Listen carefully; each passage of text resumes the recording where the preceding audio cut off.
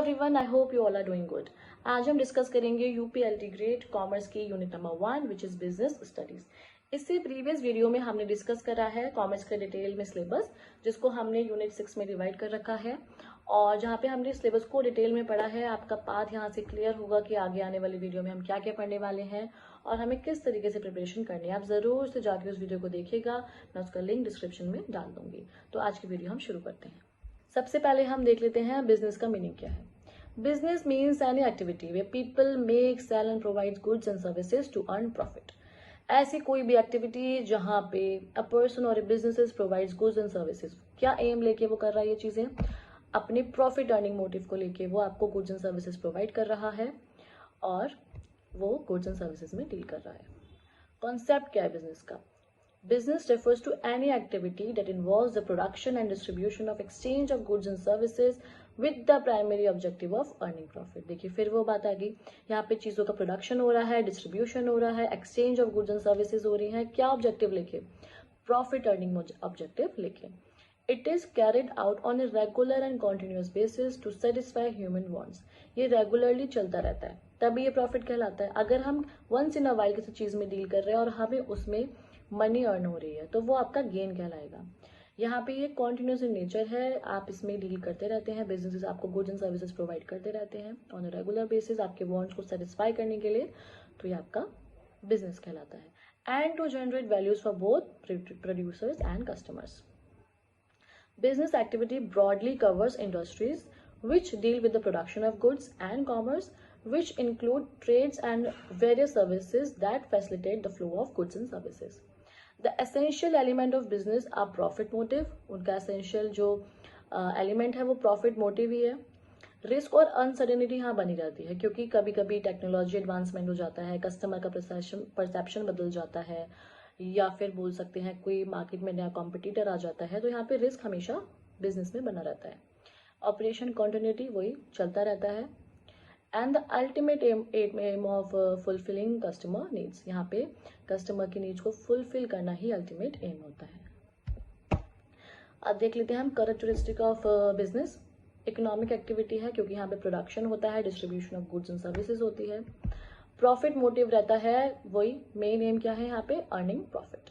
Production हो रहा है, गुड्स एंड सर्विसेज को हम प्रोड्यूस करते हैं with the aim of selling them to earn profit. Continuity carried out on a regular and on going basis, ये चलता ही रहता है।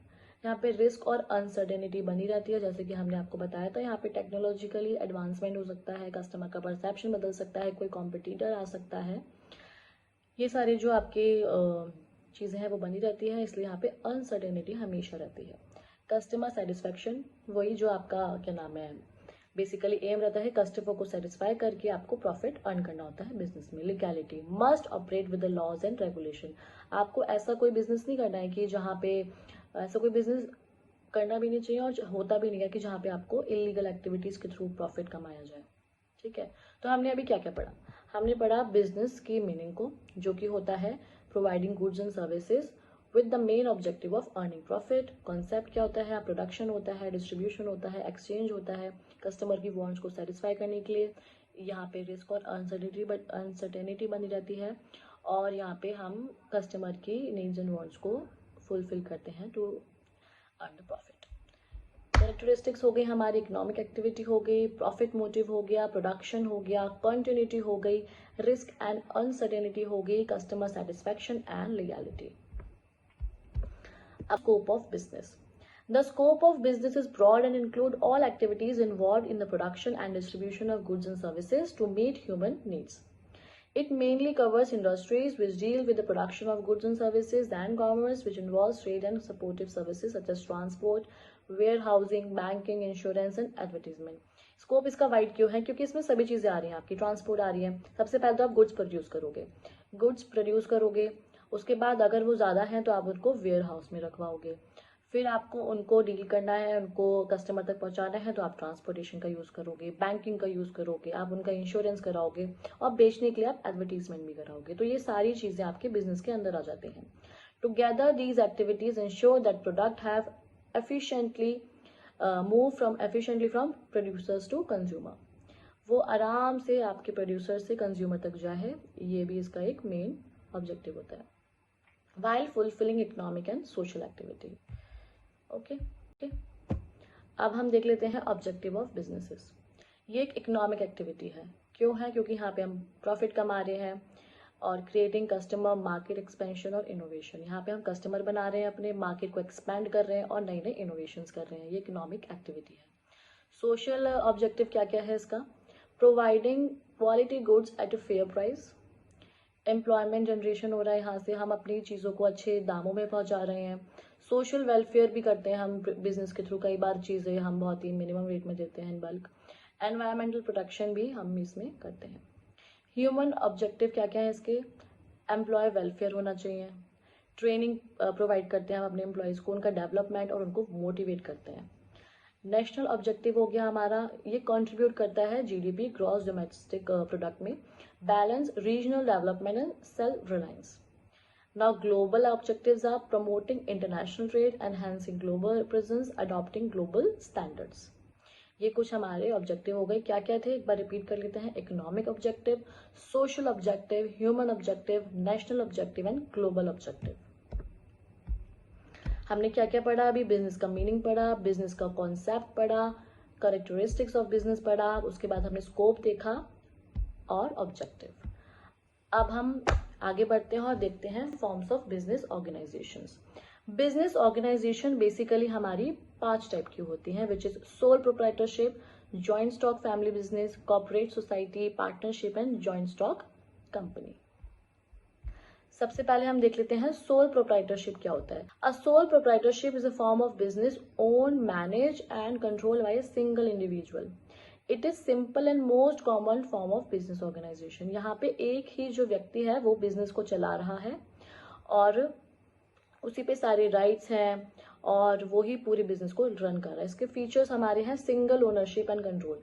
एक ही व्यक्ति है जिसपे सारा कंट्रोल है और उसी पे पूरी ओनरशिप है। इजीली फॉर्मेशन, इसको इजीली बनाया जा सकता है, किसी का हमें कंसेंट नहीं लेना, कोई हमें पार्टनरशिप डील साइन नहीं करनी है। इसमें बेसिकली इजी फॉर्मेशन और इजीली इसको क्लोज भी कर दिया जा सकता है। अनलिमिटेड लाइबिलिटी रहती है यहाँ पे कि अगर कोई भी अनसर्टेनिटी आई तो जो भी डेट हुए, जो भी कुछ हुआ, तो वो सारी चीजें हमें एक ही व्यक्ति को पे करनी है जो सोल प्रोप्राइटर है ना। तो यहाँ पे अनलिमिटेड लाइबिलिटी रहती है। डायरेक्ट रिलेशनशिप विद कस्टमर रहता है ना, कि दोनों में आपस में बातचीत हो सकती है, बहुत सारी टीम नहीं है यहाँ पे। लिमिटेड रिसोर्सेज एंड कैपिटल, यहाँ पे resources due to sole proprietorship reason यहाँ पे जो रिसोर्सेज और कैपिटल वो बहुत लिमिटेड हो जाता है ना। तो उसके कुछ मैरिज इसमें से ही आ जाते हैं। आपके मैरिज हो गए। क्विक डिसीजन, अब एक व्यक्ति है तो डिसीजन बहुत जल्दी जल्दी लिए जाएंगे। फुल कंट्रोल रहेगा उसके पास। डायरेक्ट प्रॉफिट भी उसी के पास आएगा। क्लोज कॉन्टैक्ट भी मेंटेन कर सकता है वो अपने कस्टमर के साथ। इसकी डीमेरिट भी हो गई हमारी अनलिमिटेड लाइबिलिटी, है ना, कि उसको कुछ भी है, कुछ भी अनसर्टेनिटी आ गई बिजनेस में तो उसको सब कुछ खुद ही करना है ना। और लिमिटेड रिसोर्सेज रहती हैं इसमें। लैक ऑफ कंटिन्यूटी, अगर उसको कुछ हो जाता है, कुछ हेल्थ इशू हो गई या फिर उसकी डेथ हो गई तो यहाँ पे इस बिजनेस को कंटिन्यूस नहीं कर सकता, क्योंकि यहाँ पे और कोई है भी नहीं जो बिजनेस को रन करे। लेस स्कोप फॉर एक्सपेंशन, एक ही व्यक्ति है, आइडियाज भी लिमिटेड है, तो यहाँ पे एक्सपेंशन के स्कोप भी आपके कम हो जाते हैं। नेक्स्ट आ जाते हैं आपके पार्टनरशिप में। पार्टनरशिप सबसे पहले देख लेते हैं इंडियन पार्टनरशिप एक्ट हमारा कब आया था। 1934 में आपका इंडियन पार्टनरशिप एक्ट आ गया था। A partnership is a form of business where 2 or more persons agree to share the profit and losses of a business carried on by all and anyone acting for all, है ना। ऐसी चीजें जहाँ पे 2 और 3 व्यक्ति आपस में आते हैं और वो प्रॉफिट अर्निंग मोटिव से, वही कि प्रॉफिट कमाना है, 2 लोग साथ में आए, कंसेंट किया, उन्होंने पार्टनरशिप डील साइन करी और आपस में एक दूसरे के लिए काम किया। इसके फीचर्स हो गए मिनिमम 2 होते हैं पार्टनरशिप में और मैक्सिमम 50 तक हो सकते हैं। ये एग्रीमेंट बेस्ड होता है, पार्टनरशिप डील साइन होती है। प्रॉफिट और लॉस भी आपके कैपिटल शेयरिंग रेशियो में आपका शेयर होता है। यहाँ पे भी अनलिमिटेड लाइबिलिटी आ गई आपकी और म्यूचुअल एजेंसी है, दोनों आपस में अपने के नाम है सारी चीज़ें सोच समझ के आपस में डिस्कस करके करते हैं, ये म्यूचुअली होता है। इसकी मैरिज देख लेते हैं। मोर कैपिटल आता है क्योंकि जब व्यक्ति बढ़ गए हैं उनके कैपिटल भी बढ़ जाएगा। रिस्पॉन्सिबिलिटी भी शेयर हो जाती है यहाँ पे। Better decision making, more people more ideas, तो यहाँ पे डिसीजन मेकिंग आपकी बढ़ गई। डीमेरिट्स हो गए आपके अनलिमिटेड लाइबिलिटी, यहाँ पे लाइबिलिटी अनलिमिटेड है as in sole proprietorship, chances of conflict हो जाते हैं, अब 2 से 3 लोग हैं, उनके थिंकिंग लेवल अलग है, तो मे बी उनमें कुछ कॉन्फ्लिक्ट हो जाए। Limited resources sometimes compare to company से अगर हम इसको कंपेयर करें तो यहाँ पे रिसोर्सेज भी कम होते हैं। लैक ऑफ कंटिन्यूटी, अगर दोनों में कुछ कॉन्फ्लिक्ट हो गया है पार्टनर्स में तो यहाँ पे कंटिन्यूटी में भी आपकी हर्डल आ सकती है। देख लेते हैं। Joint stock company is a business organisation registered under the company act having a separate legal entity, perpetual succession and a ownership divided into share held by shareholders। यहाँ पे एक बिजनेस ऑर्गेनाइजेशन है, companies act के अंदर register होता है। Separate legal entity मतलब हो गया कि बिजनेस अलग एंड पर्सन इज अलग।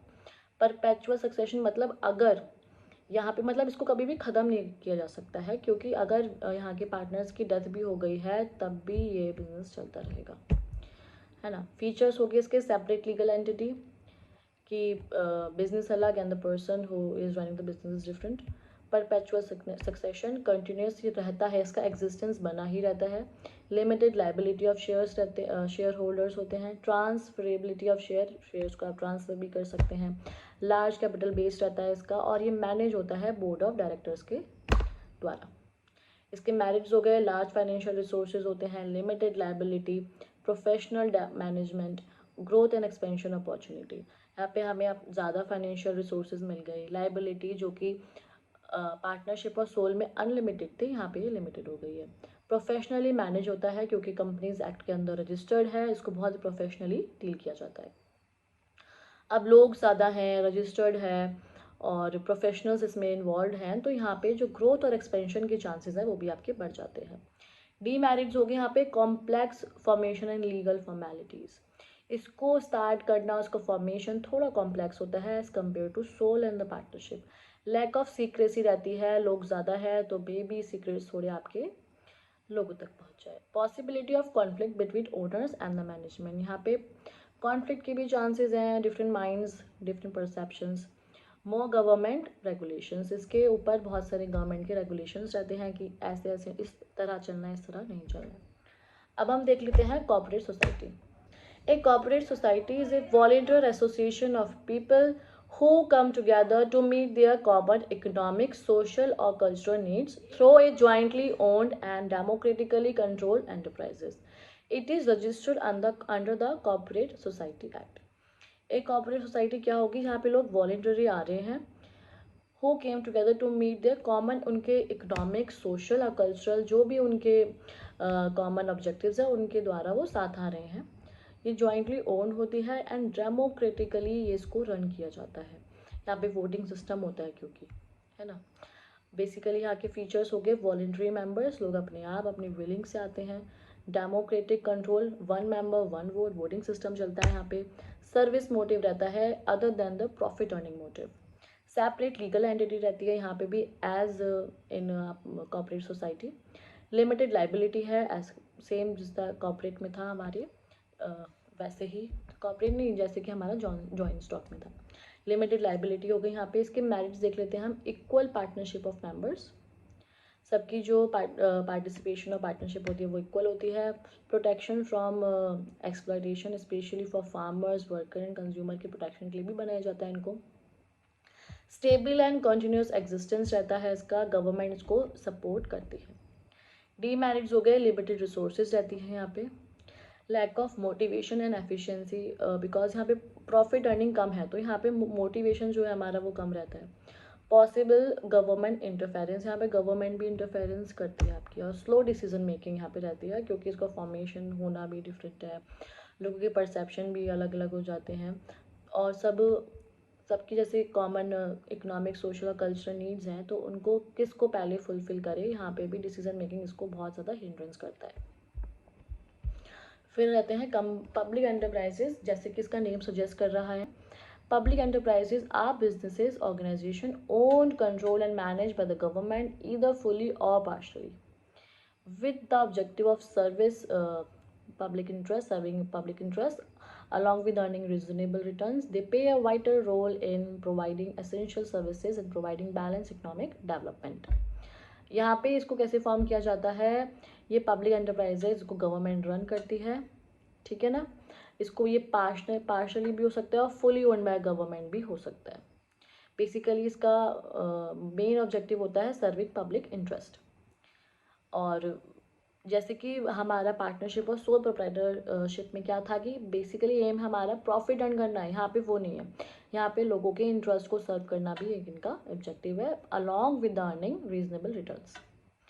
इसके फॉर्म्स हो गए departmental undertaking, manage directly by the government, जैसे कि हमारे इंडियन रेलवे होगी। स्टैट्यूटरी कॉर्पोरेशन होता है इसका, क्योंकि इसको किसी स्पेशल एक्ट के द्वारा बनाया जाता है ना। जैसे कि इसमें एग्जाम्पल आ गया हमारे LIC and ONGC। Government companies in which the least 51% of the capital is held by the government। 51% जो आपका शेयर होता है, जिसका कैपिटल कंट्रीब्यूशन होता है, वो गवर्नमेंट द्वारा होता है, जैसे कि आपका आ गया सेल और भेल। फीचर्स हो गए गवर्नमेंट ओनरशिप एंड कंट्रोल रहता है इस पे, service motive with social responsibility, public accountability, large scale operations इसमें रहते हैं। इसके मैरिट्स हो गए आपके ensure public welfare, large capital resources, provide essential goods and services. Demerits हो गया आपके ब्यूरोक्रेसी, पॉलिटिकल इंटरफेस बहुत ज़्यादा है, इनएफिशिएंसी रहती है इसमें। तो ये हो गया हमारा पब्लिक एंटरप्राइजेस। हमने कितने तरह के आपके देखे forms of business, sole proprietorship देख लिया, उसके बाद हमने पार्टनरशिप देखा, फिर हमने जॉइंट स्टॉक कंपनी के बारे में जाना, फिर हमने कॉर्पोरेट सोसाइटी के बारे में जाना, और लास्ट हमने पब्लिक एंटरप्राइजेस के बारे में जाना। अब हम वीडियो में आगे बढ़ते हुए जान लेते हैं बिजनेस एनवायरनमेंट। बिजनेस एनवायरनमेंट जो होता है हमारा बेसिकली 2 पार्ट्स में डिवाइड है, इंटरनल एनवायरनमेंट एंड एक्सटर्नल। जो एक्सटर्नल एनवायरनमेंट है इसको हमने फर्दर 2 पॉइंट में डिवाइड कर रखा है, which is micro environment and macro environment. तो आइए इसको डिटेल में जानते हैं। Business environment refers to all the internal and external factor that influence the business operation, decision and performance. कोई भी ऐसी क्या नाम है चीज़ें जो बिजनेस के एनवायरनमेंट को इफेक्ट कर रही हैं, उसके ऑपरेशंस को डिस्टर्ब कर रही हैं, डिसीजन मेकिंग में हिंड्रेंस डाल रही हैं, वो सारी चीज़ें आपके बिजनेस एनवायरनमेंट में आती हैं, जिसको हम डिवाइड करा है फर्दर हमने इंटरनल एनवायरनमेंट में, जिसको हम डिस्कस कर लेते हैं। Internal environment factors with an business that can be controlled, जिसको हम बेसिकली इंटरनल एनवायरनमेंट में वो सारे पार्ट्स आते हैं जिसको हम कंट्रोल कर सकते हैं, जिसमें बिजनेसेस के पास कंट्रोल है कि वो उनको अपने अकॉर्डिंग मोल्ड कर सके। सबसे पहले आता है इसमें employ skills, moral and productivity. Employ अगर डीमोटिवेटेड है तो उसको मोटिवेट कर सकते हैं, तो यहाँ पे कुछ हम पे अपॉर्चुनिटी है इसको मोल्ड करने की। मैनेजमेंट, लीडरशिप स्टाइल अच्छा नहीं है, लीडरशिप अच्छी नहीं हो रही है, तो उसको तो हम ठीक कर सकते हैं। पॉलिसीज़ को हम दोबारा से उनमें रेक्टिफिकेशन ला सकते हैं। डिसीजन मेकिंग, ये सारे आपके मैनेजमेंट में आ गए। Companies culture, value, tradition, work climate, work environment कैसा है, ये सारे आपके कंपनी कल्चर में आ गए। Then comes physical resources, machinery, technology, infrastructure, ये सारी भी तो बिजनेसेस के हाथ में ही होती है ना, तो ये भी आपके आ गए बिजनेस एनवायरनमेंट के इंटरनल एनवायरनमेंट के पार्ट में। Capital and finance, availability of funds, financial strength कैसी है, ये सब आ गया आपके इंटरनल एनवायरनमेंट में। तो उसमें क्या क्या आ गया, एम्प्लॉयज़ आ गए इंटरनल एनवायरनमेंट में, मैनेजमेंट आ गया, कंपनीज का कल्चर कैसा है, फिजिकल रिसोर्सेज, कौन सी मशीन यूज़ कर रहे हैं, जो हम मशीन यूज़ कर रहे हैं वो टेक्नोलॉजिकली बैकवर्ड तो नहीं है, और जो कैपिटल फंड्स हैं हमारे वो नेसेसरीली अवेलेबल हैं कि नहीं है, उसकी स्ट्रेंथ कैसी है। एनवायरनमेंट में forces outside the business that can not be control directly, जिसको हम डायरेक्टली कंट्रोल नहीं कर सकते हैं, इसको हमने फर्दर 2 पॉइंट्स में डिवाइड करा है, which is micro environment and macro environment.